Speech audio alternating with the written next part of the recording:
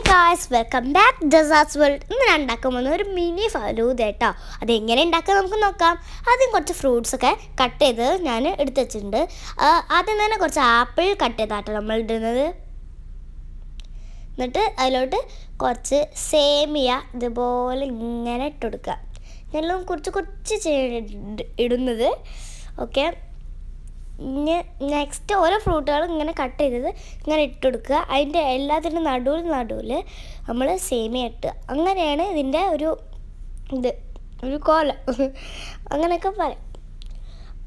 ഇതുപോലെ കണ്ടോ, ഇതുപോലെ ഇങ്ങനെ ഇട്ട് കൊടുത്താൽ മതി. പിന്നെ സേമിയ എന്ന് പറയുന്നത് പാലും സെമിയും കൂടി വേവിച്ചതാട്ടോ. പിന്നെ ഗ്രേപ്സാണ് ഞാൻ ഇട്ട് കൊടുത്തത്. ഗ്രേപ്സിൻ്റെ മുകളിലും ഇതുപോലെ സേമിയ ഇട്ട് കൊടുക്കും. അങ്ങനെ ഓരോരോ ലെയർ ആയിട്ടാട്ടോ ഇടുന്നത്. കുറച്ച് ഡ്രാഗൺ ഫ്രൂട്ടിൻ്റെ ജ്യൂസ് ഉണ്ട്, അപ്പോൾ അതും കുറച്ച് ഞാൻ ഒഴിച്ചു കൊടുക്കുന്നുണ്ട്.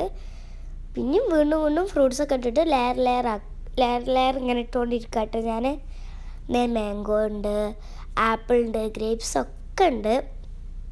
കണ്ടോ, ആ സേമിയ ഇട്ടൊക്കെ കൊടുക്കുന്നുണ്ട്.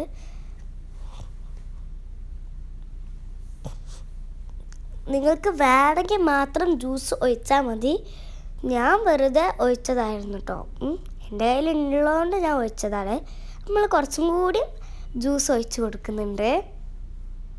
പിന്നെ നമ്മൾ അടുത്തതായിട്ട് എടുക്കുന്നത് ഐസ്ക്രീം ആട്ടോ. ഐസ്ക്രീം എടുത്തിട്ട് സ്കൂപ്പായിട്ട് അതിന് മുകളിൽ ഇട്ടെടുക്കുക. നിങ്ങൾക്ക് വേറെ എന്തെങ്കിലും ഡെക്കറേഷന് വേണമെന്നുണ്ടെങ്കിൽ ഇട്ടുകൊണ്ടിയും കുഴപ്പമൊന്നുമില്ല. ബാസ്കിൻ റോബിൻസിൻ്റെ ആണ് കേട്ടോ ഈ ഐസ്ക്രീം. വാനിലയാണ്, അടിപൊളി ഫ്ലേവർ ആട്ടോ. ഞങ്ങൾക്ക് ഇഷ്ടമുള്ളത് ഇടാം. നമ്മുടെ മിനി ഫലൂഡ റെഡി ആയിട്ടുണ്ട്.